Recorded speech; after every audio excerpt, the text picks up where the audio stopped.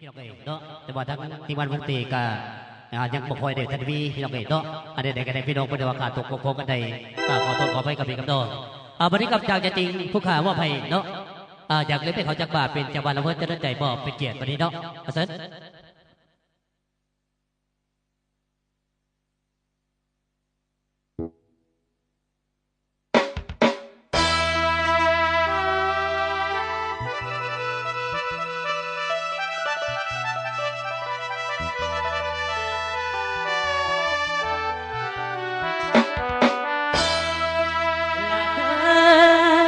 ผัวอยู่แน่เป็นอย่างเหตุให้ใส่ลงบอกไอ้มาตามตรงบอกว่าอย่างดอกพ่อดอยแล้วนี่มาคอยตัวไอ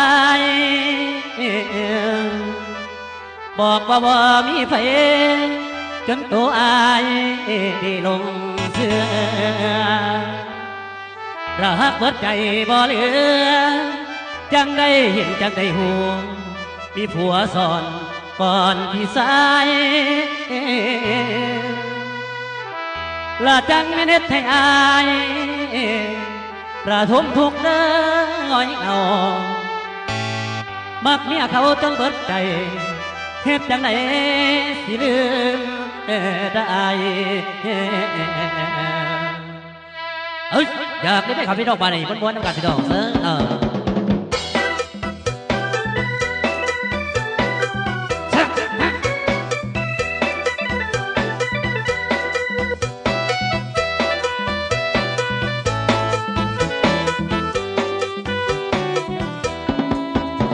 ใจแรกสันได้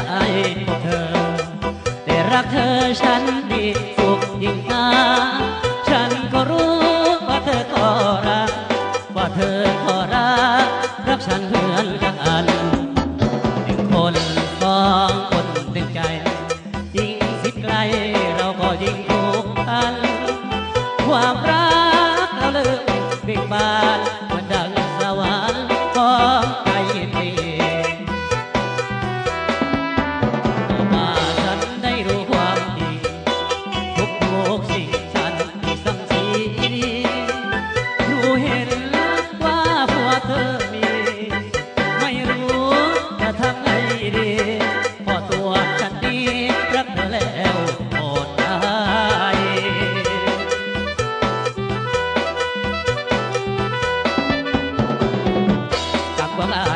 ของเธอกับความอายเว้นของเธอละบ้าออกมาผ่านละพบกันสักทีสักทีในละทางจอดยึดมอนตอนละน้ำแต่เมียเขาลงมัวเมามักเธอหมดแล้วใจเส้นแผ่วว่ายักมาเห็นมาหูกับแน่ทุกใจกับแน่กับแน่บ่มีคือสั่งเศร้าว่าเจ้ามีผู้นอนเตียงหัวนอนเทียงบ่มีวันบิดบินอย่างเด้มาเสียเวลามาบอกให้บีไว้ให้บีเสียหูทักลาย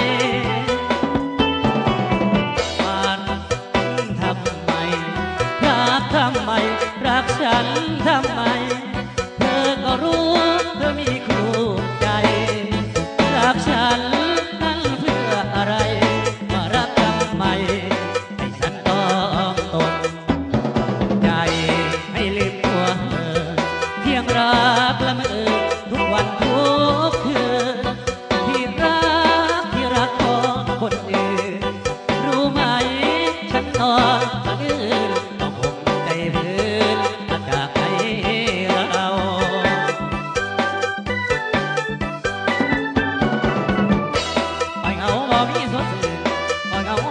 สะอื้นวันคืนบ่เป็นตาอยู่พี่สายได้เป็นแต่สู้ประมาณเป็นเพื่อนกันจบกันละ3 วันที่มีตัวที่มีมาสายเกินไปรักเพียงใดมาตัดใจจากเจ้าคิดถึงก็เศร้าเมียเอาเอ่ยอยาก